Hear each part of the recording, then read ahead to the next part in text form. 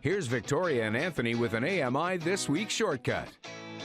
So Victoria, earlier this month was the ReelAbilities Film Festival. Did you get a chance to check out any films or events? Unfortunately, I did not. And you know what? I was so excited hearing about it coming up and then just didn't get around to going. But I am fully behind everything it stands for: Canadian and international shorts, documentaries, and features about the deaf and disability community by those communities. Well, the film festival made its way to Canada in 2016, making Toronto the first official international chapter. This year, the Toronto Bureau team and I made our way to the opening night to catch up with several of those involved, including the Minister of Science, Sport and Persons with Disabilities, the Honourable Kirsty Duncan.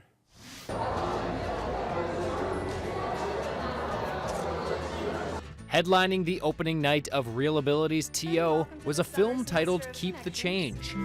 Who's the new initiate and what's wrong with him? Actor Brendan Polanski was on hand to explain why he wanted to be a part of this project. The purpose of this film, it's just supposed to change the way we look at people on the autism spectrum and stop painting this awful pictures of us as if we're a bunch of, I don't know, like a bunch of ugly people that should date other ugly people, or better yet, we can't do it. We just have to settle and accept it. We never have to accept. That's why we made a film like this. The film, written and directed by Rachel Israel, explores a love story between two individuals who met in a support group, with Brandon as the male lead playing David and Samantha Elisafon as Sarah. The film is charming, witty, and heartwarming. What would you like to talk about? How about the Brooklyn Bridge? That sounds wonderful. We can both jump off the bridge. Keep the Change was just one of the many films on the docket at ReelAbilities TO, but there were many more fantastic films showcasing talented artists with disabilities. The Honourable Kirsty Duncan, Minister of Sport and Persons with Disabilities, addressed all those in attendance at the screening. I think we should all be so proud that our city is hosting this, and let's hope this spreads across Canada. Following her address, Minister Duncan emphasized how important the festival is to the fabric of Toronto and Canada. This is just absolutely tremendous tonight. I hope Toronto is coming out to watch, because Canada is at its best and society is at its best when everyone is included. ReelAbilities is focused on integrating the represented communities in many ways at the festival. Several community members got involved as volunteers. One of those volunteers is Ben Clement. He shared his thoughts on the importance of ReelAbilities.